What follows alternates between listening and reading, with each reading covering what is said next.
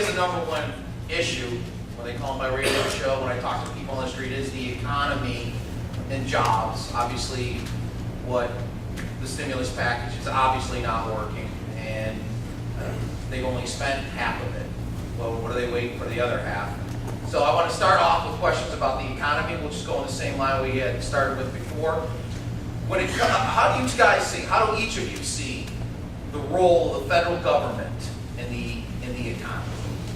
And contrast that towards, quickly if you can, towards the way that President Obama and the Democratic Congress is using their power to insert federal control of the economy. Tim?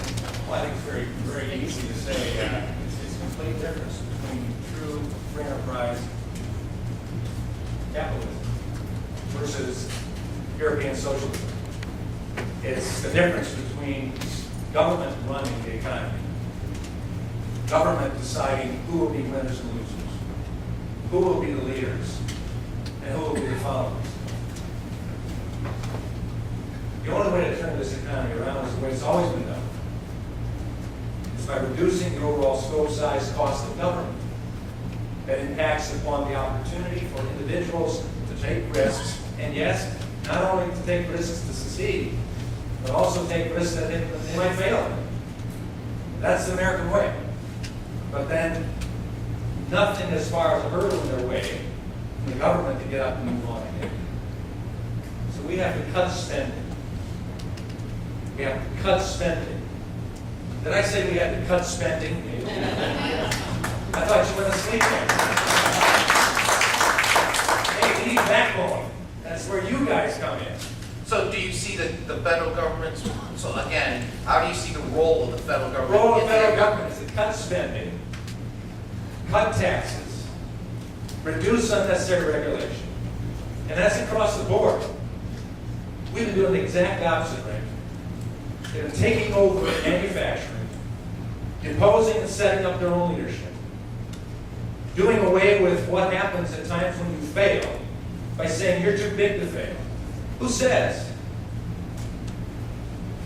But they're making those provisions. And then they're regulating further.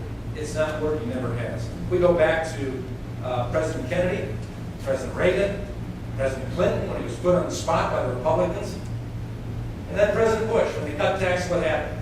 The economy grew. When they cut spending, it grew even more. So that's what we have to do. We can't allow government to take over our health care, our energy, our financial institutions, our manufacturing. Oh, wait a second, they have already. We've got to stop that trend. All right, thanks, Tim. Brian, how do you see the role of the federal government and how it applies its power to the economy? It's a fundamental difference in the worldview between a lot of Democrats and Republicans. Democrats always see the problem as a revenue problem. We have programs that we need to fund, we just need to find the revenue. Republicans see the problem as a growth problem. And we have programs or we have other things that need to be funded or want to be funded. How do you get the money? Is it better to grow out of the problems that we have like we've done in the past, or do you try to get blood out of the stone? I go to so many businessmen and women across this district that have survived partly the Great Recession that we've been in. And they are sitting on some money, but they're afraid to spend it because they don't know what the future holds for them. Part of the federal government's job is to allow businessmen and women to know what the future is. And right now you have so much uncertainty, and uncertainty kills business because you have cap and trade moving out there. You have Bush tax cuts ready to expire. So you have businessmen and women saying, I'm not ready to spend my money. I'm not going to hire permanent workers. And you have the government, whether it's in Lansing or D.C., looking at somebody saying, how can I get more money out of you? I know you have it. How do I get it? Instead of saying, how do I put more money in your pocket so you can hire more people and they can pay taxes as well? Instead, we're handing out unemployment checks. When you go door to door and you talk to people that don't have a job, they say they'd rather have the dignity of a paycheck than an unemployment check. Or if they do have a job, they're afraid that they're going to lose the job. Or I talk to so many grandparents that say, you know what, I wish my kids or grandkids lived in the state, but now they're in Florida, Texas, Ohio, Indiana, because that's where they can get work, and I'm all alone here. So it's a worldview that is fundamentally different, where D.C. has to be reduced in size and scope, not just the taxation, but rightfully so with spending as well. So we need to also pull back the reins of a lot of these federal regulatory agencies downsides have devolved, a lot of the departments, like the Department of Transportation, that takes our gas money, federal tax dollars, takes every dollar of gas money you spend down to DC, and they send us 93 cents back. And then they cut up the pot down there, and they say 40% goes to roads, 60% go to greenways. That's like bike trails and hiking paths and those sorts of things. You know, we need to get people down to DC that understand what you folks on the ground are all facing right now, rather than, you know, there's no problem the government can't solve the mentality like Marshall has. All right, thank you.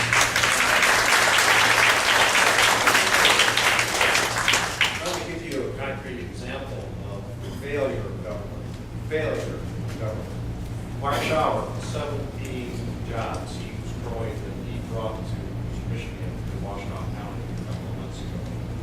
He said that, you know what, this is what we can do for you. That is, we can create jobs. That money came from the stimulus. Am I being heard here? Not working. Want to take Brian's?